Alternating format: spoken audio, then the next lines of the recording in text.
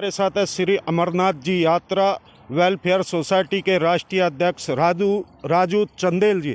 तो हम बात करेंगे, जैसे आज पहला नवरात्रा है और जैसे ये पाकिस्तान और चीन की बात करते रहते हैं, तो पहले नवरात्रे पे देशवासियों को क्या संदेश देना चाह रहे जी? राजू जी, तोमर साहब, रफ्तार न्यूज को मेरा नवरात्रों की तरफ से माँ भगवती का आशीर्वाद।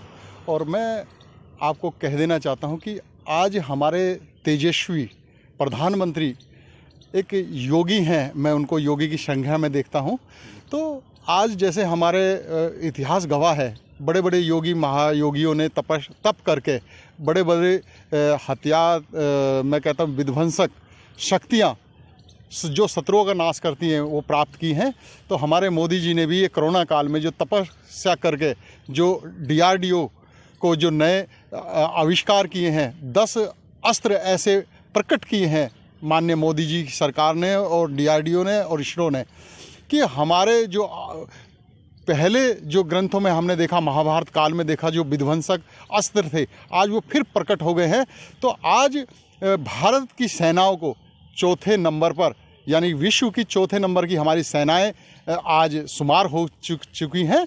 और आज हमें मौका है कि POK को जो पाकिस्तान ने कब्जा रखा है जबरन, हमारे इतिहास में कहीं संविधान में ये नहीं लिखा कि पहले हम आक्रमण नहीं करेंगे। हम मानते हैं कि हम जबरन किसी की ज़मीन पे कब्जा नहीं करते, हमारे देश और हमारे राजनेता।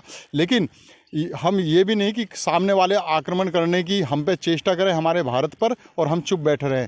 अब पहले आपने देखा बालाकोट में जो सर्जिकल स्ट्राइक करी, पाकिस्तान मंसूबे बना रहा था आतंकवाद भेजने के लिए, आतंकवाद को पाल परोस रहा था, और वो देखता का देखता रह गया और हमने आक्रमण कर दिया, पूरे आतंकी कैंपों को ध्वस्त कर दिया। अब जैसे आतंकी कैंप जो फिर दोबारा सक्रिय हुए हैं, इस बार चीन भी बढ़ चढ़ के इसमें हिस्सेदारी ले रहा है।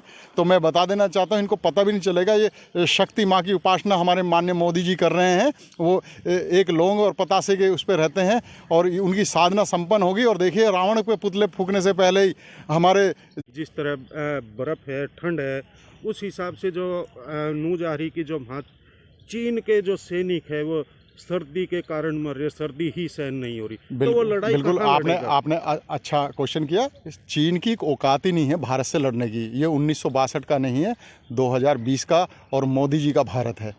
तो हमारे जो सैनिक हैं उन्हें हर मौसम में लड़ने की जो है हर कला, हर मौसम में लड़ने का, रहन सहन का, अपने आप को रखने का और हथियार चलाने का पूरी तरह अनुभव है। मैंने जैसे कि आपको कहा कि हमारी जो सेनाएं हैं विश्व की चौथी सेना है और सबसे मजबूत सेना है। अब आप देखिए 10 जो शस्त्र जिनका आविष्कार मोदी जी की शक्तियों के द्वारा, DRDO और इसरो के द्वारा हुआ है, ऐसे ऐसे हथियार हैं जैसे कि हमारी काली, महाकाली का अवतार है।